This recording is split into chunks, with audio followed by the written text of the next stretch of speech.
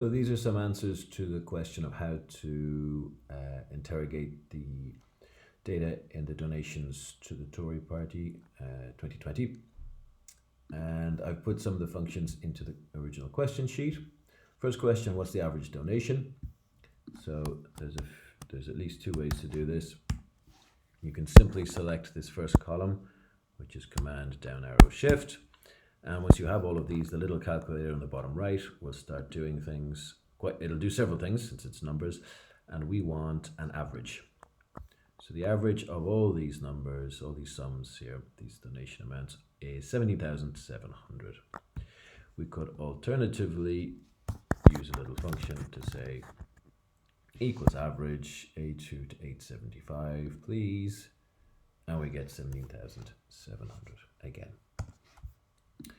So that's that function. How many donations over 30,000? So one perfectly good way to do this is to create a filter and not spend all our time selecting and deselecting, but rather go to filter by condition and not make the condition a text or a date, but say it's greater than. So that's our condition. It must be greater than 30,000. And if we do that, we should get a collection of, you can see they're all 30, well, more than 30,000. And if we select all of those, the calculator down here, well, again, we'll do lots of things, but we're interested in the count. So that was, it was 113, I think. Yes, 113 donations that are more than 30,000. If we turn off this filter, we can also do this by asking equals count if. So count, first give it a range. So again, count everything from A2 to A875. And we need to give it a criterion. Now we need to give it something, a basis on which to filter. And we'll put that in inverted commas. And so we need greater than, and then 30,000, and we need to close all of that in brackets. So that says count in the A2 to 875 range only if it's greater than 30,000. And that gives us 113 as well, although it thinks it's a financial amount, which is unhelpful, but it's 113. And we'll remove that. Next question, how many donors are called Alan? Okay, how do we do this? We do a range and a filter.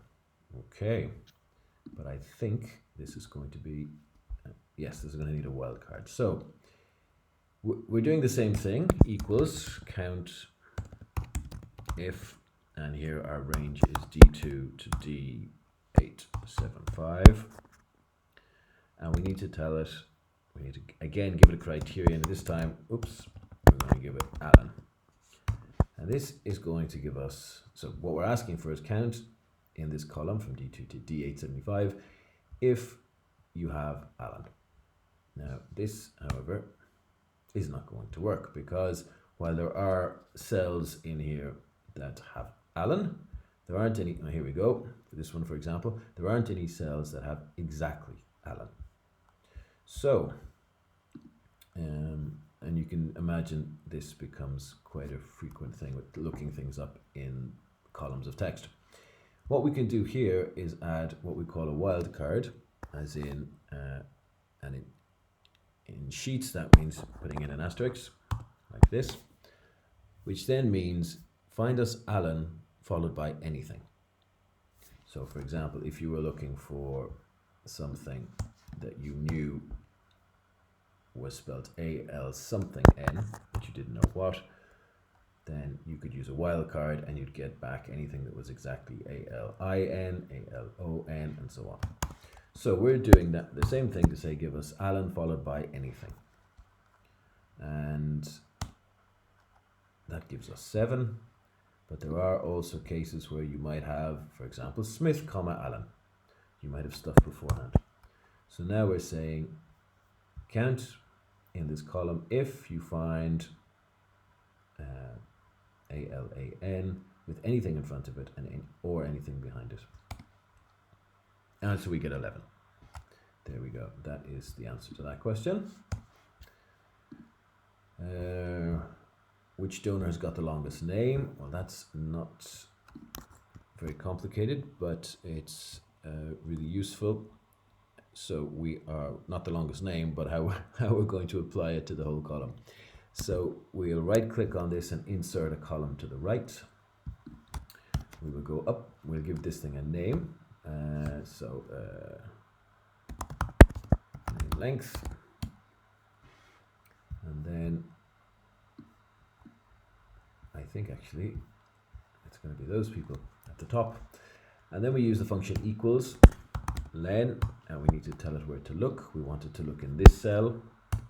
And this tells us that we have 58. So that's 58 characters. But we need to apply this to everything. So we can either just drag this little box down by using the square on the bottom right. Or if we have a long bunch of data, like here, we can double click on the little box on the right, and that should fill everything in. There we go. And then we can say, please sort the thing. Oh. Sort everything in terms of this column from the longest to the shortest. And so it is, in fact, the one we had at the top originally. So that's the longest name, and if we go down to the bottom, we can see, there we go, IPGL Limited is the shortest name. Next question. How many different companies donated? Which is the same question as how many donations are from donors categorized as company. Okay, so this is a count unique. Ifs, range. Okay, so this is basically a count unique. We want to know how many of these donors are companies.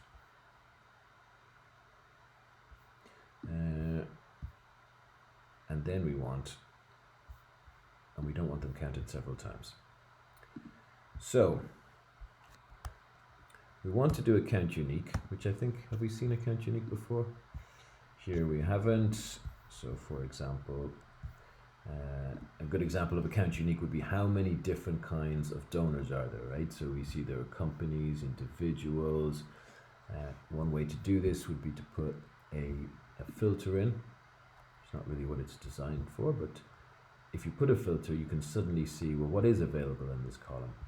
And you see that there is 1, 2, 3, 4, 5, 6, 7. There are 7 different things, 7 different types of donors. Now that's fine if you have a list like this, which is not too long. But if your list has 98 different things in it, you would use a count unique, and that would be, actually, let's turn off this filter.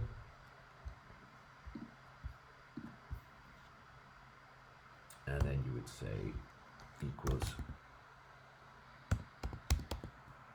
count unique F2 to F875, and that should tell us, well, how many different things are there? There are 7 distinct things in this column of donors, kinds of donor, I should say. So now we want to know,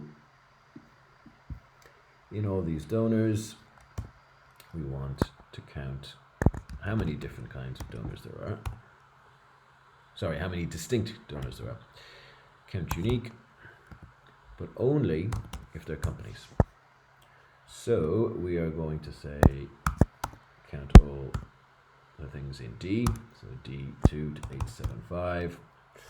But then we're going to look in F2 to F875, and they're going to count if and only if the word company appears in the second range. So 125. Now, is there an easier way to do that with filters? Probably not. What you could try is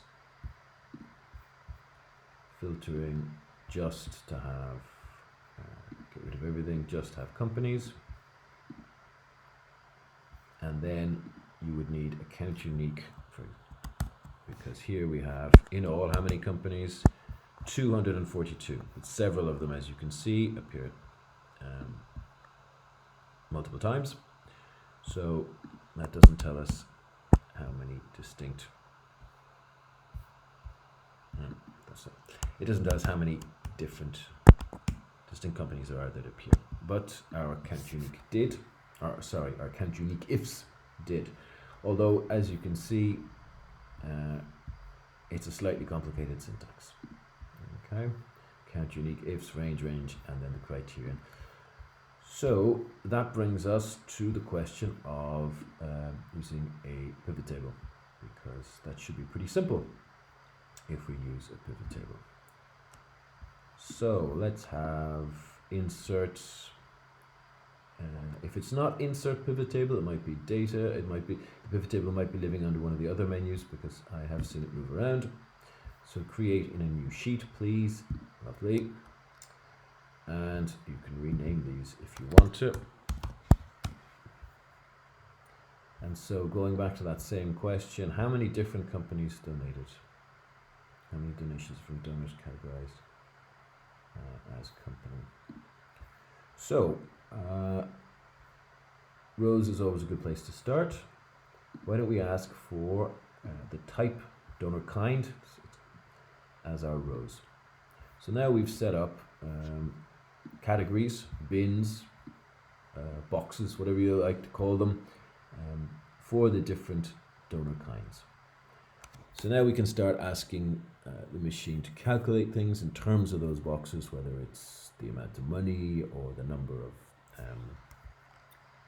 of them that there are, and so on. So if we go to values, we can look at donors,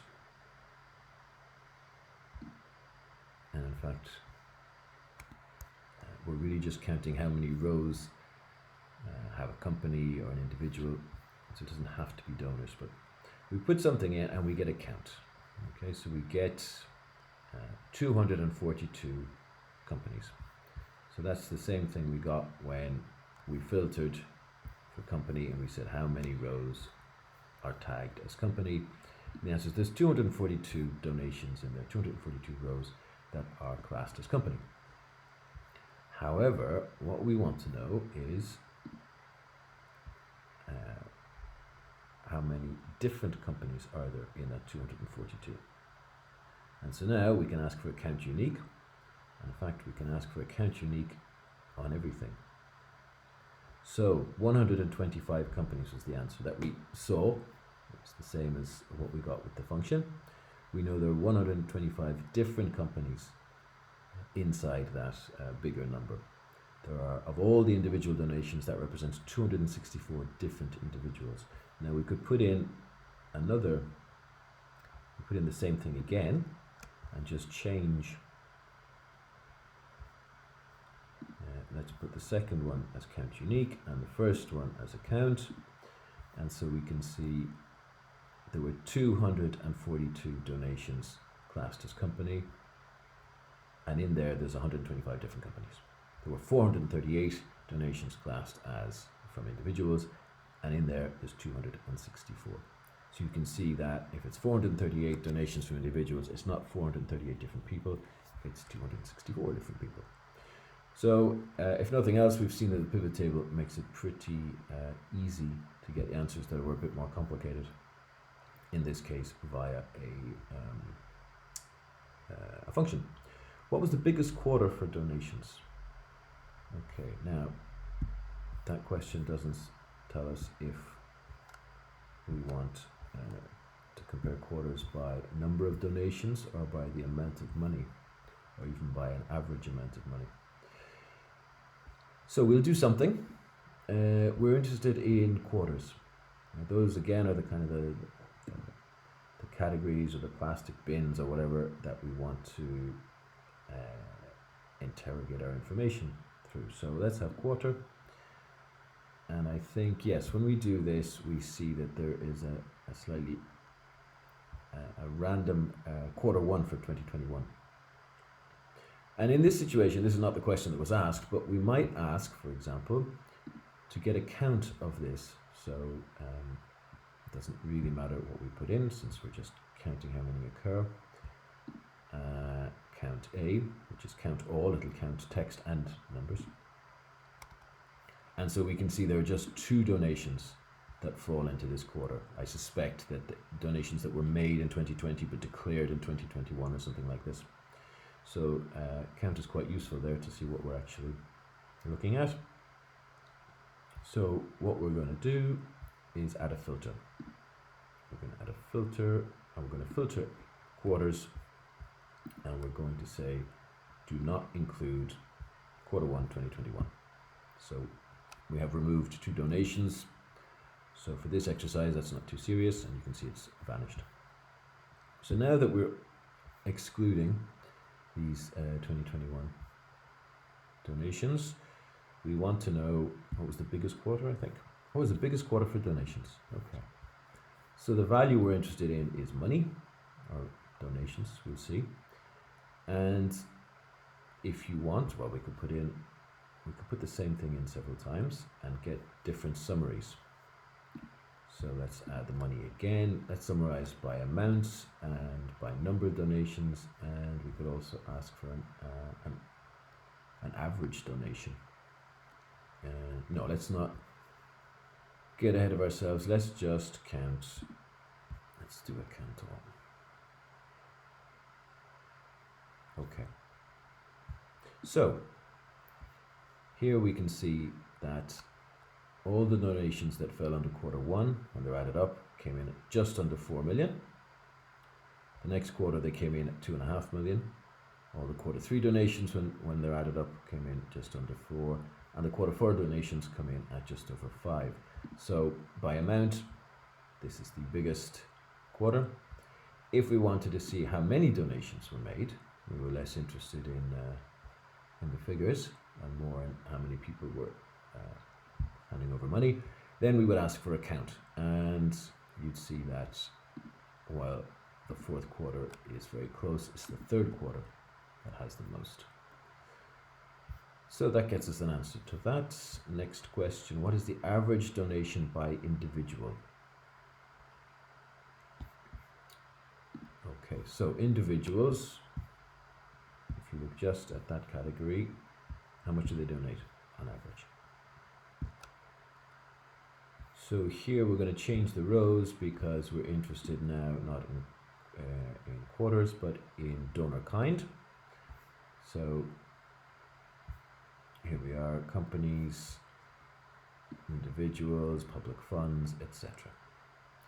And we're interested in the amount of money, so let's just add money in as the value. And then we're interested not in adding them up, because to be honest, there's probably lots more of companies and individuals than there are of other. We've already seen how many companies there are and how many individuals, a few hundred here and there. What we're interested in is average, because that will give us a better comparison. So there is the average donation by an individual, 21,000. So what else do we need to know? How many individuals donated? Okay, so we've already got this split up for the different donor kinds. Now, instead of asking what the average amount was, that is the total amount given by that category divided by the number of people, can we have a count of how many individuals donate? How many of the donations are classed as individual, if you like? And that gives us, there we go, 438. So clearly it's the case that occurs most often. Most of the donations that come in the door are classed as individual. What was worth more of the year? Individuals donating or another kind of donor donating? Okay, so again, we almost have the answer. We just need to ask for a sum. And that'll add up all the donations classed as company, all the donations classed as individual, and the answer is clearly, Hang on, it's not individuals, is it? It is.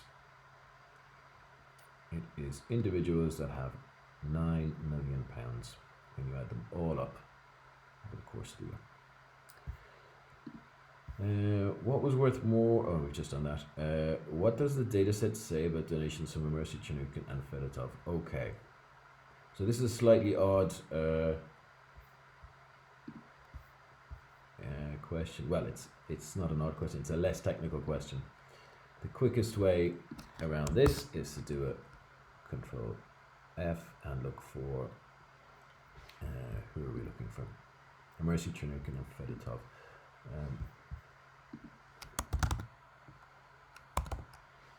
Okay, there we are. There are 3 donations by Mohammed Amersi. We're looking at these because these are the names that were mentioned or dug up in the Pandora papers. So there's the 3 instances of Amersi.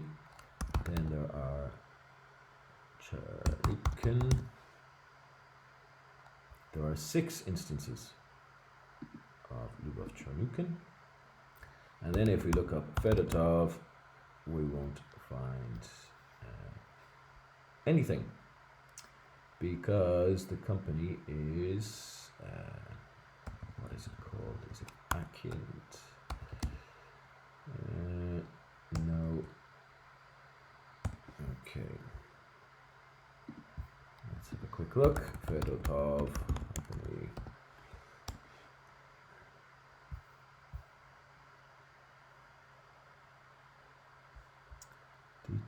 Aquint, that's it. Okay. AQ is the company, and so that's why Fedotov doesn't appear. There we go, Aquint. It appears 5 times. Now, that's fine if you just want to identify quickly if they're there, where they appear, but we can also put these into a pivot table if you want to have a quick overview of them. So we're interested in, the whole thing is empty, we're interested in donors. And, oh, I've done this, that's not very clever because it'll produce them all. Okay, so now we're going to filter. We're going to say, show me the donors, and then we remove everything, and we'll say, show me Aquint, and show me Lyubov Chernukhin, and show me, who am I forgetting? Amersi. And show me Amersi. Okay. So that should filter our donors down to those 3. Remove this grand total. And then we can see what kind of questions we want to ask. I'm interested in the donations, which are now called money, and I'm interested, first of all, for example, in account. How many donations did each make? Okay, and then I might want to add another one, so we can have 2 values at the same time, and I'd like to see maybe what the average value is, since I have a count already. So they made 5 donations, average of 15,000, 6 donations, average of 65,000, 3 donations, average of 85. So you can see already that Chernukhin is well ahead. Okay, so that's a quick look at where they appear. Which month in the year sees the most money in donations?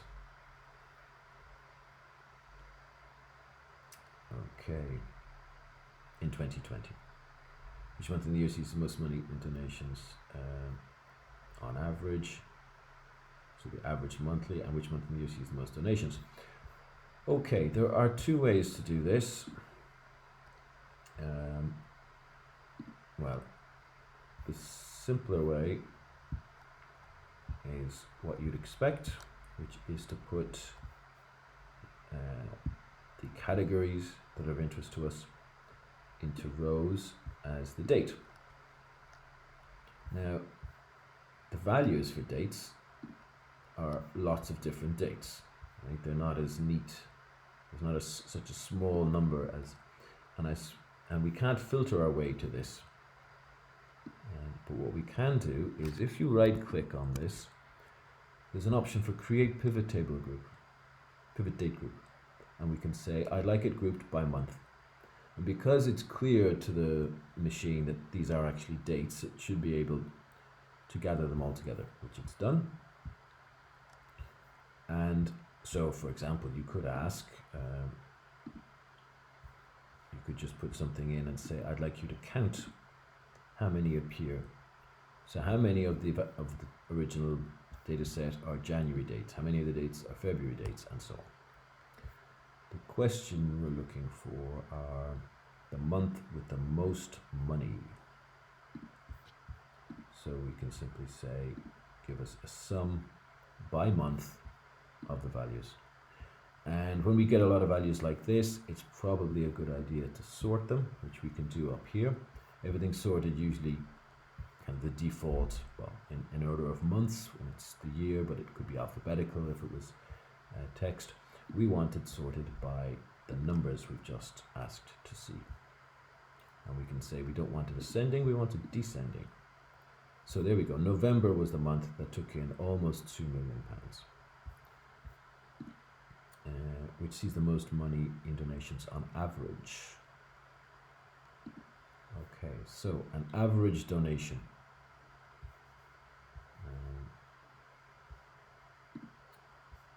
We just need to adjust that. So now it's looking at the total amount, but divided by the number of donations. So December is now the leading month. And which month in the year sees the most donations? And we had already started on this by simply saying, could you count how many donations occur? And March is the month with the most donations. But that obviously doesn't get you the most money, as we've just seen. So there you go, there's the answer in a pivot table. Alternatively, you can, and this is useful, okay, we have an easy way to get month via the pivot table. But say, for example, you wanted to run a column where you were generating new data, like are the individuals here men or women? Right? The pivot table isn't able to do that, but if you build your own column, then you'd be able to say categorize things like that. So that's what we're going to do here. We're going to put in an empty column on the right, and we are going to give it a name, month, and we're going to say equals, and the function is called month, I think. This is what we wanted to look at, this little date, and then we get this. And what's happened here is it has given us a number. The number I'm expecting to get is 1 because it's January, and then I'm expecting to get 8 for August. But because this column is dates, it's converted my 1 into what it sees as a date. So we need to tell it these are not dates, these are just simple numbers. And so now it gives us the number 1. And let's get rid of those decimals, which mean nothing. And then we need to apply this all the way to the bottom by double clicking on the little black square. And there we go. So each donation now has a column called month, and now we can go into the pivot table, remove the solution we had, and say in the rows I would like to see months, please. And then off we go. At this point it'll be exactly the same. The point is that we created these categories. If you like, we tagged each donation with this classification. So those are the months. And what are the top 2 months for donations by value?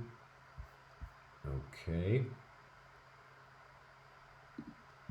Well, let's do some more months then. Let's put values. Let's put the money into the values. Ask for a sum. And let's reorder them, since there's a lot of different sums floating around. and let's go descending. So November and December are the top 2 months for donations by value. These are similar. These are the same questions. Top 2 months for donations by number of donations, and we just say, instead of adding it all up, can you just count them, please? And there we go. March and July by number of donations. Fine. And the last two. Okay, create a true-false column for donors containing the term cancel. Okay. So this is what I was just talking about. If you had some kind of, if you wanted to carry out your own classification, where would we do this? We will do it here.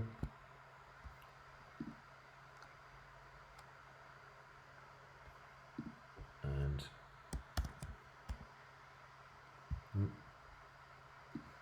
so we want to know, does the donor name include the word cancel?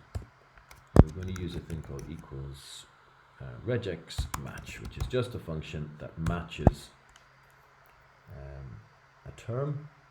And we're going to say, look in this cell and look for the word cancel.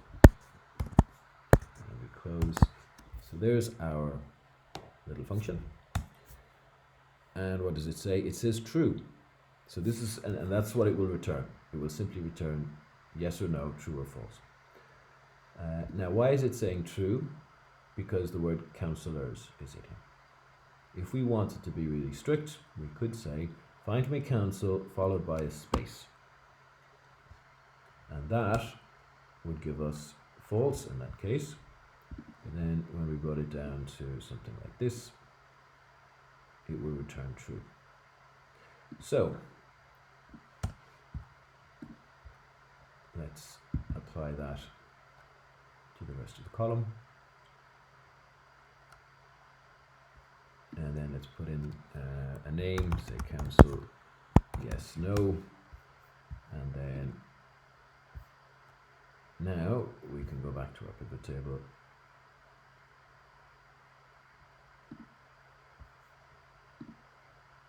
And the question was the top month for donations by value, excluding cancels. Okay, so here we are able to say, well, let's just do the simple bit first. The top month for donations, let's have month, please. Let's have the donations in values, and that. Oh, let's sort by the amount. This is what we had already. I should have left it. There we go. So November has £1.8 million. Now, the question was, can we have that, but excluding anything that has the word cancel? And since we've set up a column for cancel yes, no, we can filter along that and say,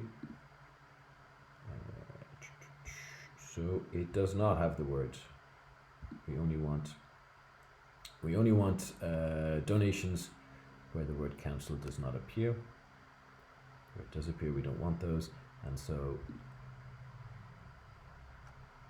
it will adjust these, but very slightly. Okay, it didn't affect the top one, it just affected some of the lower values. And that is the last question. There we go. So that's solutions to some of our donation data questions.